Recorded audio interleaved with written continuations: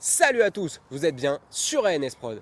Vous l'avez sûrement vu dans la dernière vidéo, ce mystère autour de la ferme. On a découvert des étranges inscriptions sur les murs, merci quand même la France, ou la victoire pour demain. Et puis des dates avec écrit fusillés et déportés à côté. Vous vous en doutez, on a enquêté et comme vous, on s'est demandé ce qui s'est passé dans cette ferme. Et pour le moment, rien de confirmé, mais après des semaines de recherche... Ouais, enfin des heures quand même. Ouais, des heures. Mais grosso modo, on a rassemblé les pièces du puzzle et tout ce qu'on va vous dire dès maintenant est avéré. Entre 1941 et 1944, un résistant, Philippe Vianney, il a orchestré tout un maquis dans la région de la ferme. Et c'est ce même réseau qui orchestrait des attentats contre l'armée allemande. Et du coup, Vianney était où dans cette ferme?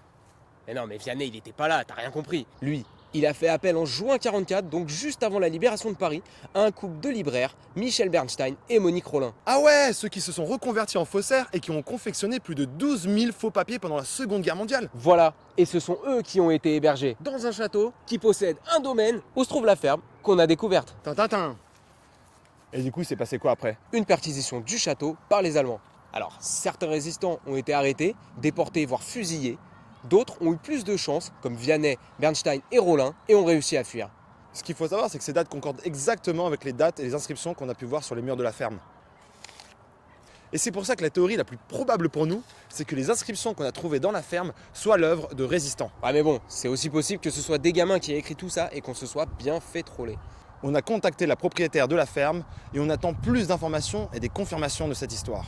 On sait aussi que cette ferme a servi pour plusieurs tournages, dont le film Les Misérables. Enfin, la version avec Jean Gabin, pas celle avec Hugh Jackman. Ah, tout de suite moins sexy. Il y a aussi eu plus récemment le téléfilm Marie Bénard avec Muriel Robin. Ah, tout de suite plus sexy là. D'ailleurs, au passage, le village où on s'est fait virer comme des malpropres, c'était un lieu de tournage du film Chocolat avec Omar Sy. Ouais, mais là, si tu racontes ça aux gens, ils vont plus du tout rien comprendre.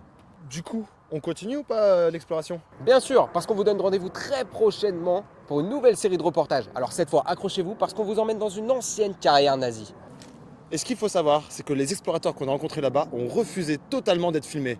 Du coup, les futurs héros, c'est nous. Merci d'avoir regardé cette vidéo.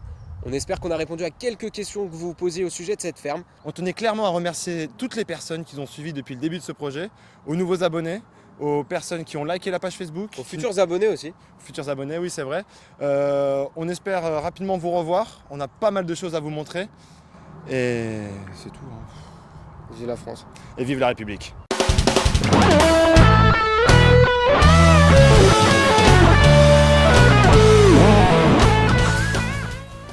Ah oui, au passage aussi, je dois vous rappeler quelque chose, c'est que jeudi, on part dans le Lot-et-Garonne. Il y a un festival à Couture, et en fait, c'est un festival du journalisme vivant.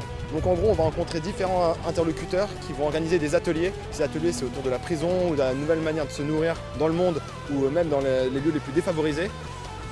Le parrain de ce festival, c'est MC Solar, donc ça risque d'être très très gros. Nous, de notre côté, on va essayer de faire un maximum de sujets là-bas.